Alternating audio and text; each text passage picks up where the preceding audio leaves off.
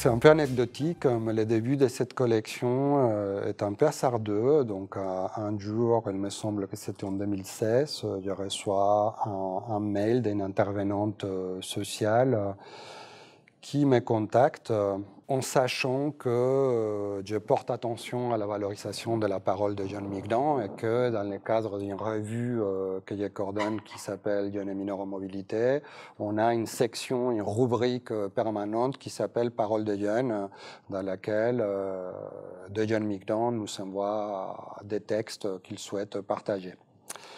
Donc cette personne me parle d'un jeune camerounais, qui a un grand goût pour l'écriture et qui souhaiterait prendre contact avec moi.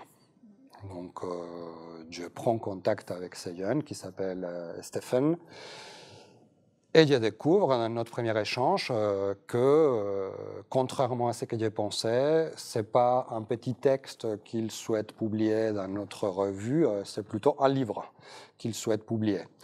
Donc, il m'envoie un premier manuscrit assez long, assez abouti déjà, et me demande, en quelque sorte, je prends l'engagement un peu irresponsable de ma part, je dirais, de l'accompagner pour sa publication comme un texte littéraire. Mon problème, c'est que je ne suis pas littéraire, je suis juriste de formation, je travaille sur l'immigration internationale, et même si j'aime la littérature, j'ai très peu de connaissances sur le monde éditorial.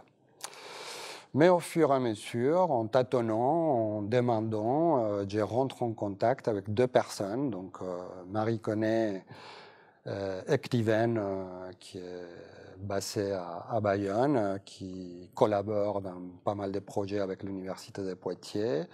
Et puis Stéphane Bicalo, professeur de littérature à l'Université de Poitiers, qui accepte de me soutenir dans ces projets et qui veulent même aller au-delà, en disant que ça serait pertinent de créer une collection littéraire avec des récits de jeunes migrants.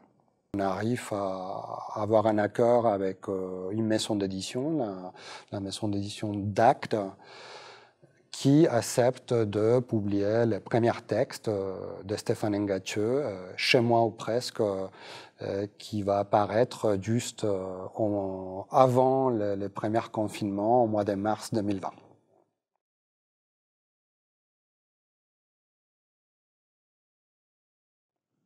À partir de ce moment-là, on continue à travailler dans cette optique de collection. Et on reçoit un deuxième texte d'un jeune Guinéen, Mohamed Fadiga.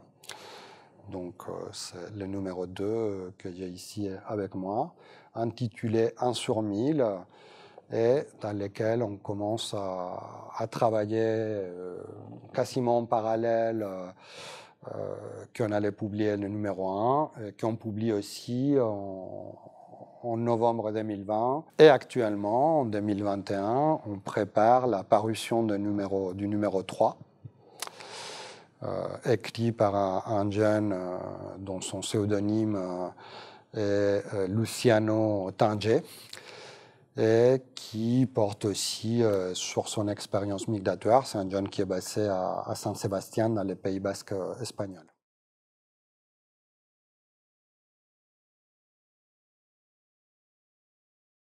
Alors, dans les textes de Stéphane Ngathie, il avait en effet un texte très abouti.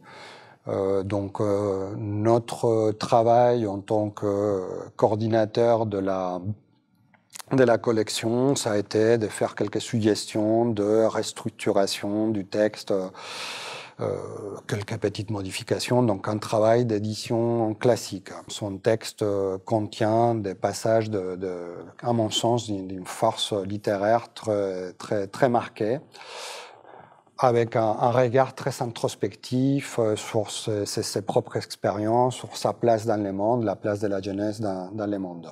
Les livres de Mohamed Sanoussi Fadiga est aussi un livre qui a été écrit par le jeune lui-même, mais avec une assistance de toute une série de personnes de son réseau qui l'ont accompagné dans cette écriture. Mais notre volonté, c'est en effet de publier des textes littéraires avec la singularité de ces textes, parfois les erreurs de ces jeunes que l'on considère, parfois leur propre façon de s'exprimer. Et on considère important que ce soit des textes qui expriment ce langage, cette spontanéité qu'il transmet voilà, de leur façon d'écrire.